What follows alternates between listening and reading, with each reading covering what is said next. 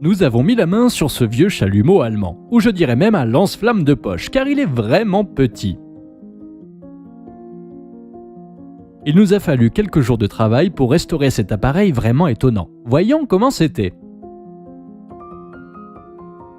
À l'aide d'une brosse rigide, nous enlevons la saleté de la surface avant l'étape suivante.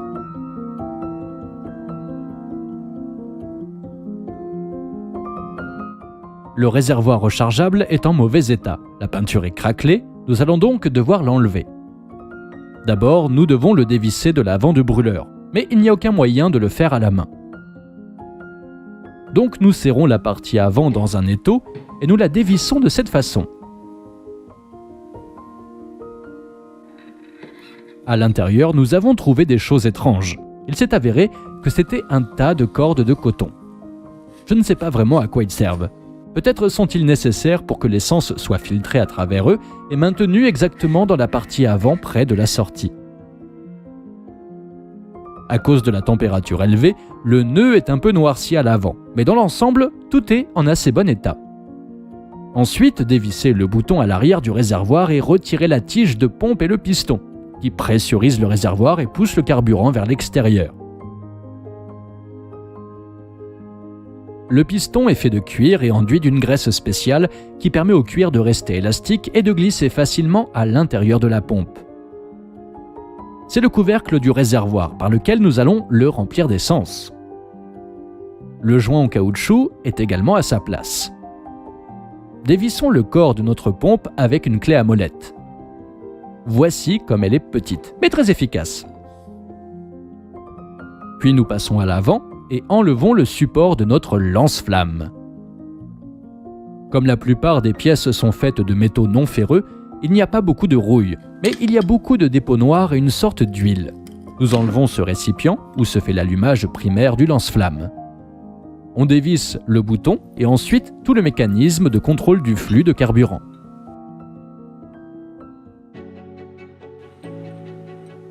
Eh bien, le désassemblage est terminé. Maintenant, nous devons trouver comment nettoyer la suie persistante qui s'est accumulée sur la surface pendant de nombreuses années. Avec un aimant, nous pouvons facilement identifier où se trouve le métal mou non ferreux et où se trouve le métal dur.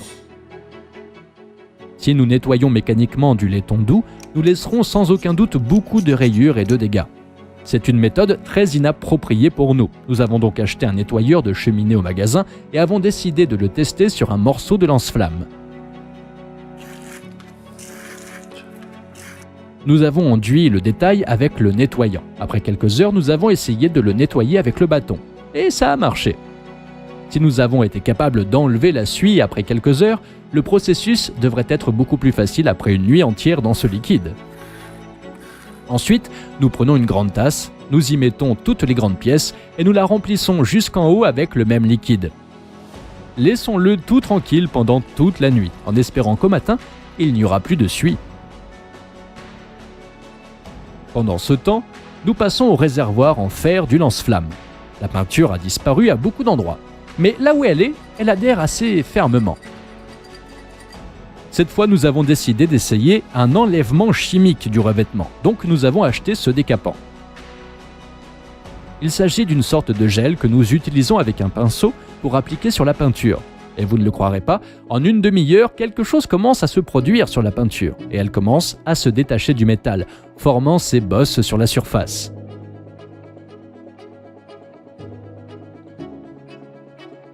Il semble que c'est fait, et maintenant nous pouvons enlever la peinture même avec un bâton ordinaire.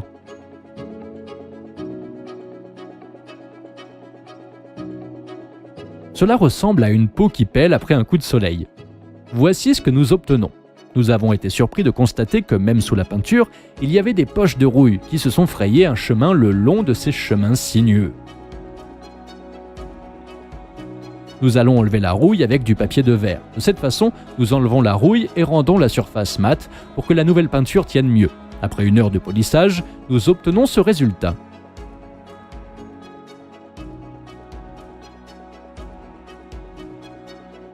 Et après avoir nettoyé la surface avec du solvant, cette pièce est prête à être peinte. Nous avons réussi à trouver une peinture presque identique dans un magasin de bricolage. Nous prenons un petit pinceau et l'appliquons avec confiance sur la surface. La particularité de cette peinture est qu'une minute après son application, elle crée une texture uniforme avec ses bosses et des pressions caractéristiques.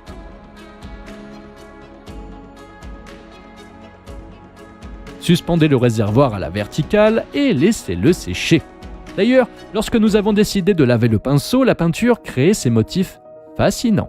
C'est une sorte de magie. Et les particules du pigment ont commencé à se déplacer le long des fibres du pinceau. Maintenant, nous passons aux parties trempées dans le nettoyant. Mais la suie ne semblait disparaître nulle part. Ça n'a pas marché ? Mais tout a changé une fois que nous avons pris le bâton. La suie a commencé à se détacher par morceaux. Je n'arrive pas à croire que c'est si facile. Pour gagner du temps, nous avons pris de l'eau savonneuse et ma brosse à dents. Et les choses sont allées encore plus vite.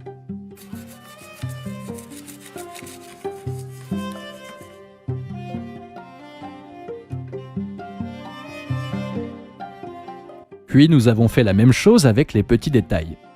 Après le nettoyage, nous avons reversé le liquide dans la bouteille et je suis sûr qu'il nous sera utile un jour. La partie en fer est presque inchangée. Nous avons encore du travail à faire avec elle. Il y a beaucoup de petites rayures sur les côtés de la buse. Nous avons décidé de les poncer avec le bloc abrasif. Nous avons fini par obtenir une belle texture mate, comme si elle venait d'être coulée à l'usine.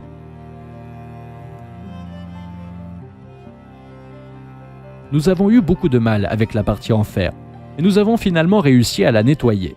Puis nous l'avons recouverte de ce revêtement spécial pour recouvrir les vraies armes. Après l'avoir appliqué sur la surface, il commence à s'assombrir et prend une coloration irisée qui protège le métal de la corrosion.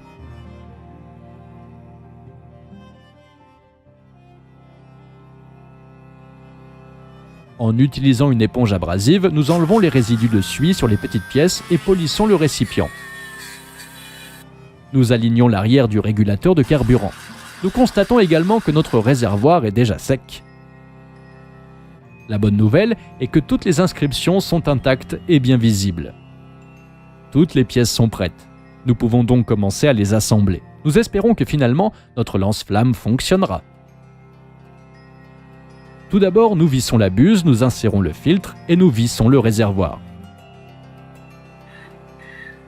Nous insérons le boîtier de la pompe et le serrons fermement pour qu'il n'y ait pas de fuite de carburant et que je ne prenne pas feu. Nous fixons le réservoir de carburant avec le couvercle de la buse. Et on le fait glisser hors du support. Voilà, c'est fait. Enfin, notre chalumeau est opérationnel. Regardez cette beauté, comme si elle venait de sortir de la chaîne de montage. Bien sûr, beaucoup de travail a été fait dans les coulisses. Mais Stéphane dit que ça en valait la peine et que nous devons le tester. Nous ouvrons donc le couvercle et versons de l'essence reformulée dans le réservoir. Je suppose que nous aurions pu verser de l'essence conventionnelle, mais je n'avais que ça. Nous ne voulions pas mettre le feu à la maison, alors nous sommes sortis. Avec le piston, nous gonflons la pression à l'intérieur du réservoir. Maintenant, versez un peu d'alcool dans le réservoir et enflammez-le. De cette façon, la flamme chauffe la buse du brûleur et l'essence qui sort devrait s'évaporer plus rapidement, s'enflammer et faire fonctionner le chalumeau. Ouvrons un peu l'alimentation en carburant et essayons de l'allumer. Ouh, ça a marché! Regarde cette flamme bleue brillante. La température doit être très élevée et ça marche dans n'importe quelle position, peu importe comment on le tourne. Nous avons approché un fil épais du chalumeau, il a presque atteint la chaleur blanche. Ce tube en laiton a commencé à fondre à cause de la flamme en seulement quelques secondes. C'est très puissant. Je pense que c'est beaucoup plus puissant qu'un chalumeau ordinaire. C'est génial que nous ayons réussi à le restaurer. Je suis sûr qu'il sera utile plus d'une fois.